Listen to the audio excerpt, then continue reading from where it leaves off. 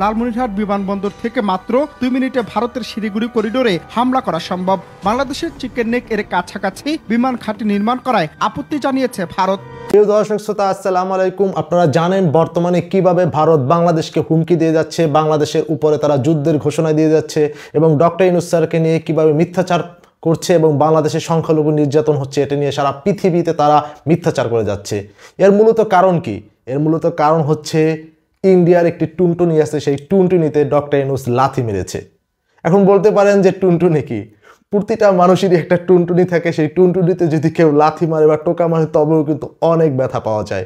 তো ইন্ডিয়ার সব থেকে বড় টুনটুনির জায়গা হচ্ছে চিকেন নেক, যার মাধ্যমে তারা 7 সিস্টার আসলে সামান্য 20 কিলোমিটার জায়গা দিয়ে কিন্তু আসলে জড়িত। যদি এই চিকেন নেককে যদি চেপে ধরা যায় তবে কিন্তু তাদের 7 সিস্টার কিন্তু আলাদা হয়ে যাবে, যার মাধ্যমে তারা 60টি প্রদেশ তারা ভারতবর্ষ থেকে সম্পূর্ণরূপে আলাদা হয়ে যাবে।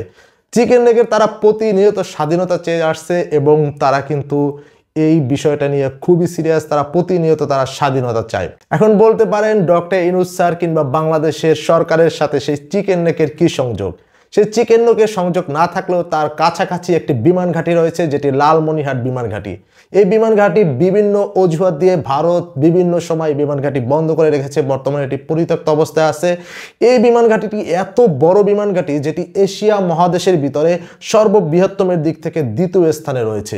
এই বিমান ঘাঁটিটি 1931 সালে একটি প্রতিষ্ঠা হয়েছিল। তারপরে এটি দ্বিতীয় বিশ্বযুদ্ধের সময় এটি ব্যবহার করেছে।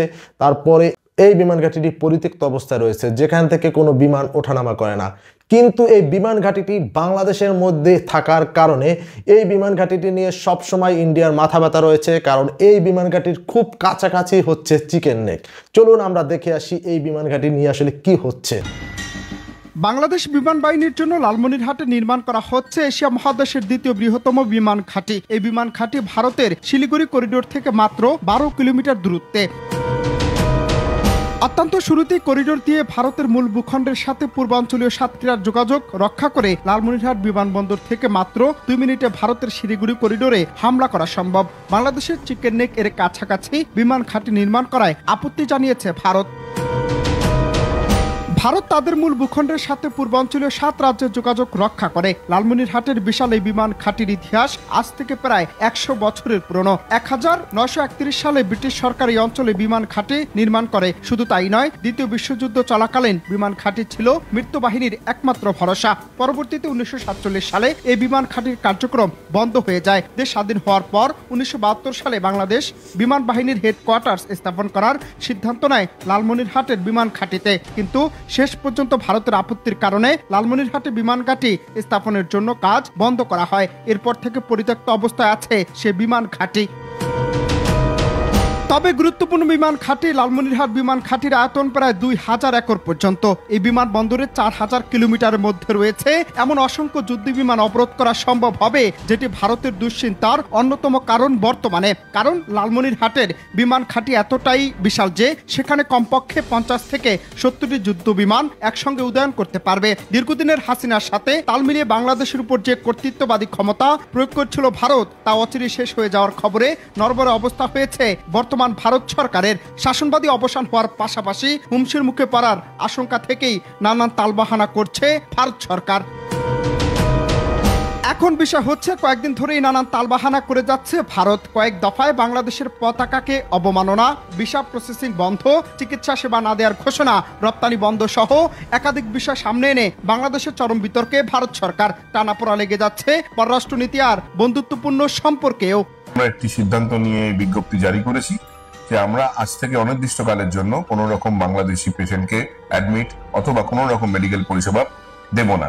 আবার এই বিশাল বিমান ঘাঁটি ভারতের চিকেন নেকের খুব কাছাকাছি অবস্থান হলেও বহু গুণের কারণে ভারত অ্যাটিলারি দিয়ে বিমান ঘাঁটি ধ্বংস করতে পারবে না। কারণ লালমনিরহাটের সীমান্তের ওপারে তিস্তা নদীর অববাহিকা ঘন ঘন জঙ্গলে ঘেরাও, এজন্য সেখানে স্থলপথে সেনা মুভমেন্ট করা অত্যন্ত কঠিন। অপরদিকে বাংলাদেশ বিমান বাহিনী এই ঘাটে ব্যবহার করে মাত্র কয়েক মিনিটের মধ্যেই শিলিগুড়ি করিডোর ধ্বংস করে দিতে পারে।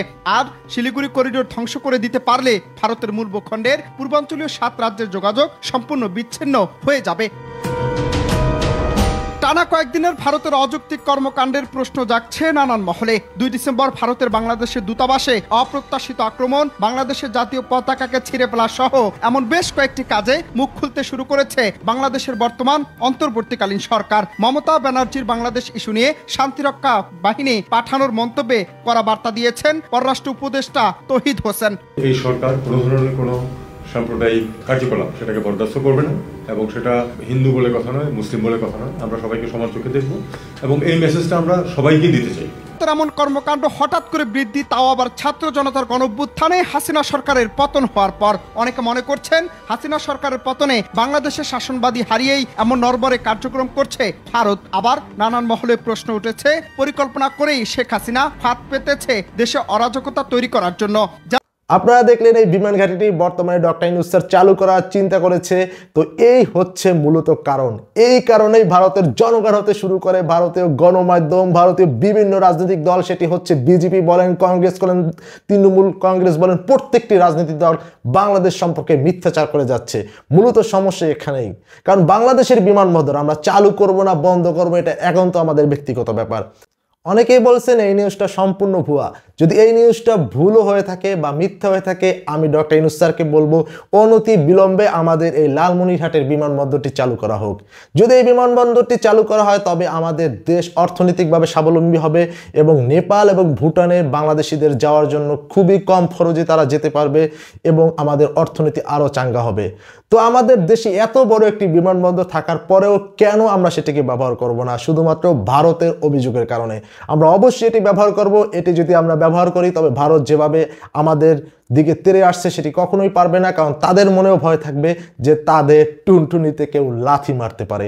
তো আজকের ভিডিও এই পর্যন্তই। সবাই ভালো থাকবেন। আল্লাহ হাফেজ।